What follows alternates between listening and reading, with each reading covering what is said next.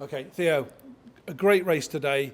It wasn't the win you probably wanted, but a podium finish got you the championship. Overall, you got one race win, but LMP3 champions. That must be a great feeling. Yeah, it's great. It was an intense race.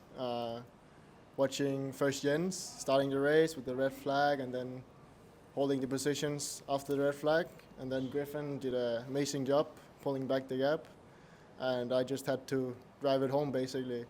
But yeah, it was a good race, and yeah. There's also a bit of a landmark here. There's two landmarks. One is that was the last championship, if you like, ACO championship for the current generation of LMP3 cars, which is the Nissan Power. So you go down in the records book of being the last champion of the current generation of LMP3. And also the fact that Denmark got 4 champions here out of 8, possible 8, which is an incredible achievement, isn't it, for such a small country? Yeah, it's great to see all the other Danes go first as well, and yeah, it's a great feeling to have 4 out of 8 Danish people, and obviously Jens, my teammate, we worked well together in the car, and yeah. We've got to talk about your teammates as well, because obviously Dan did the first 2 races in Japan, Griffin joined you in Dubai. It's a team effort, isn't it? And Bretton Racing, it's a team effort, it's not just one driver. No, for sure, it was a good job from Dan in Sepang, and then also good job from Griffin in Dubai and Abu Dhabi. Well, obviously we got 4 podiums in a row, good consistency, and 4 great races in the end. So yeah. Dan, we'll talk about you've done the LMS, you've done Michelin Cup as well.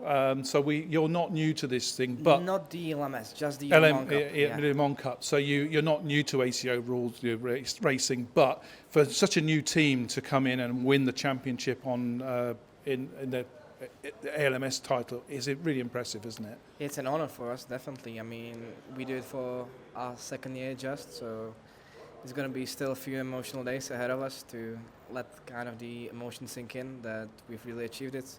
And exactly as you said, it's a team effort, and I couldn't be more proud of all the boys here and all the mechanics. So it's been a long half hour in the last hour in the race, but we survived through it, and couldn't be more happier. What does this title mean? Obviously, it's a step up. It means you're now a ACO champion.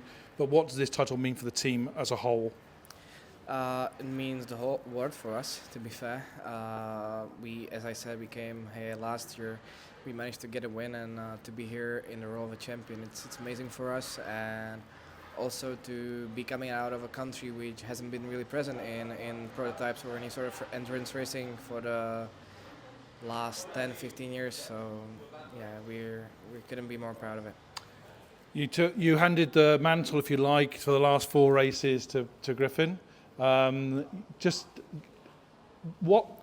hand the thing over. Griffin, a great result today. What was going through your mind when you were taking those last few laps? Because obviously you're aware that the RLR in front of you, if they won the race, they were champions. But it was so independent. Were they telling you what's going on? Or were you just say, I'm going to finish as best I can? Well, before my stint, which was about 2 hours to go, I knew that if RLR won, we had to come second to be champions as well. So I just tried my best to catch all the way up, and I got to the back of them just before I got out of my stint.